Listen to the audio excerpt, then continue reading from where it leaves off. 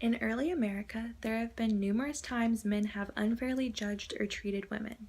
Since women were seen as inferior to men, it was not uncommon for men to bash them, and it also wasn't uncommon for women to not say anything back.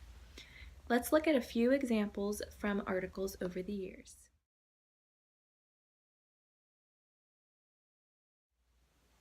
In Jennifer Morgan's article, she describes a male explorer coming across an indigenous female and calls her a monster because of her large mouth, black teeth, and ring around her nostrils. He did not have to be so mean about it, but since she is a woman and she's not of his people, he thinks he's justified in calling her that.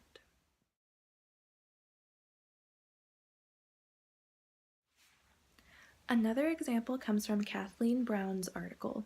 She describes the time when John Smith and his entourage spent time with Pocahontas and her people. In the tribe's culture, women were largely responsible for growing the corn. The English greatly disapproved of this because the women were doing the men's work. They weren't impressed by the women's work, they were disgusted.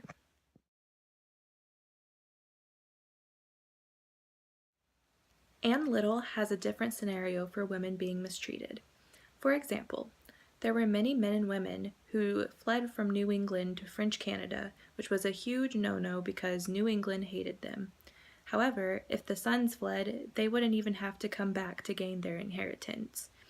But with women, they were basically written out of history, and they didn't even have a slight chance of getting their inheritance unless they went back to New England.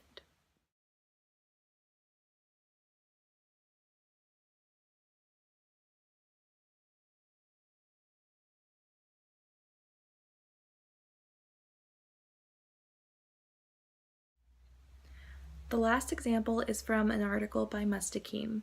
She relays a story about an extremely ill woman who was traveling on a slave ship. Because she was so sick, she did not have any value in the eyes of the captain anymore. So she was tied to a chair and thrown overboard to drown.